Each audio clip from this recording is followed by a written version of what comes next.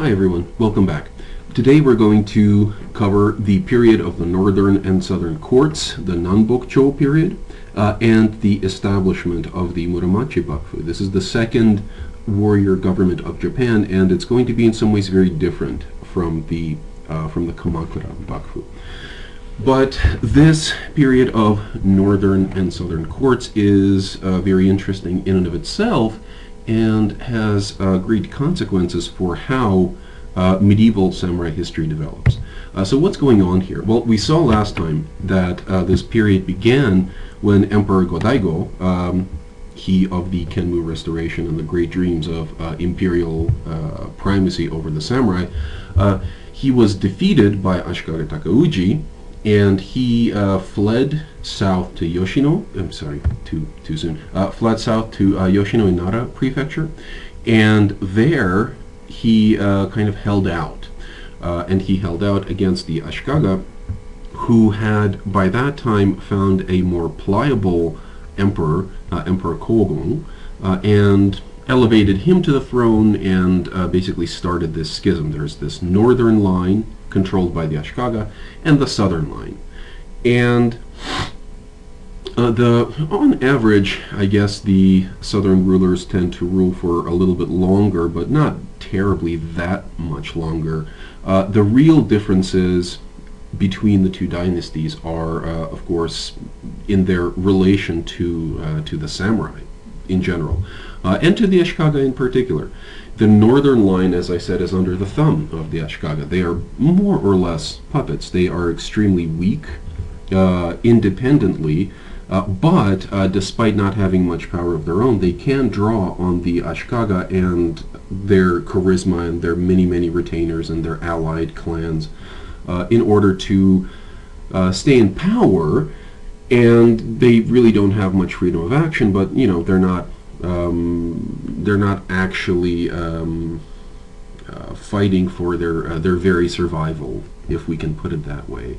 They are, however, they do suffer from a lack of prestige. They are certainly puppets of the Ashikaga, and they are also viewed as pretenders, as the line with the lesser legitimacy.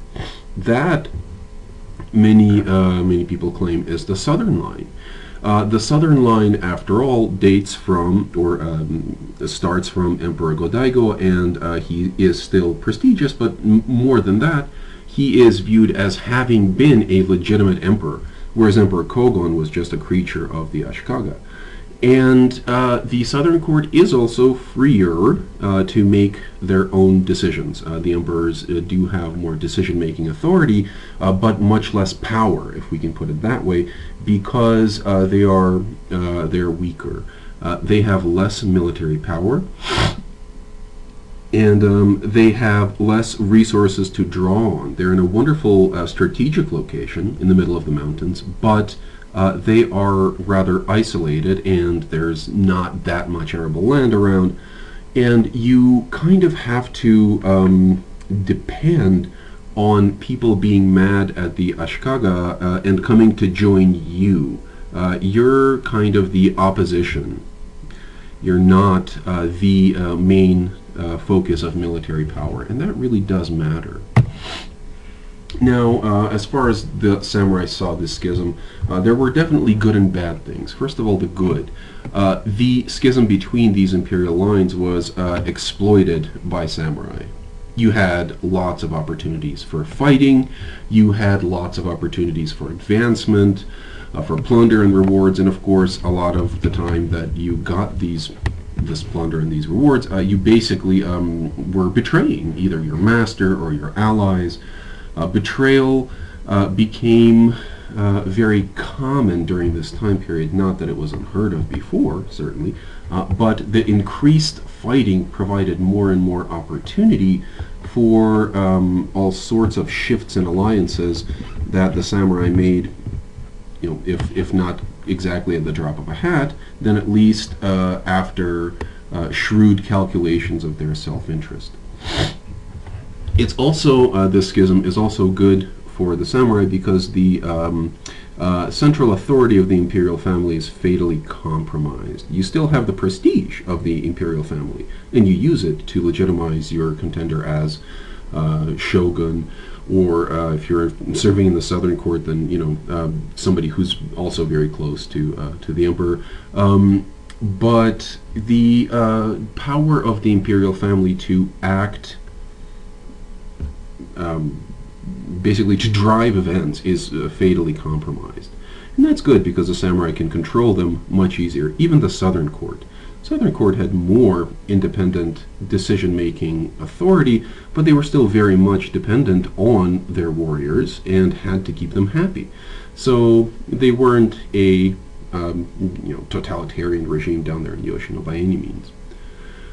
Also, what's good for the samurai is that the Shogun estate system really starts to break down. There's a lot of fighting, people get killed, overseers get killed, crops get burnt, peasants flee, and so records get lost, things like that. So it, also the aristocratic owners of these estates die and are controlled by the samurai. So it's a mess. And this system has to be reformed. And for the samurai, this is good because they can now, and they develop this, the Muromachi Bakufu develops this practice, they can now officially legally own land. That's basically where things were headed anyway. The Muromachi Bakufu does pass decrees to the effect that samurai can own land, and basically what they're doing is they're recognizing the state of reality already on the ground. This picture is lovely, by the way. Here are some samurai as kind of these predatory beasts. I love this Birdman right here. He looks like he's really eyeing some juicy piece of plunder, and he's going to take it and take it back to his home in Musashi or wherever he's from. And this was a public perception of the samurai at the time. Even amongst many samurai, we are basically stealing everything that isn't nailed down. Things are, there's chaos, but this chaos was certainly good for many samurai, at least in the short term. And it's also good for several, well, I don't know about several, a group of samurai who were extremely powerful. It is more powerful than the other ones.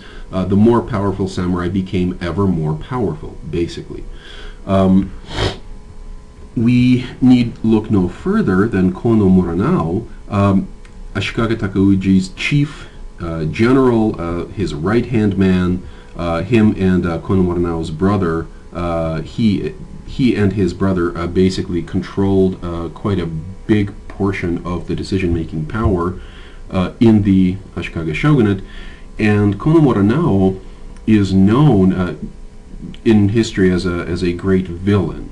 For one, the popularity of the Taiheki, this chronicle of the rise of the Muromachi Bakufu that was penned by somebody very favorable to the imperial cause, that portrays him as evil and debauched, and you'll see that in the reading that you have for this week.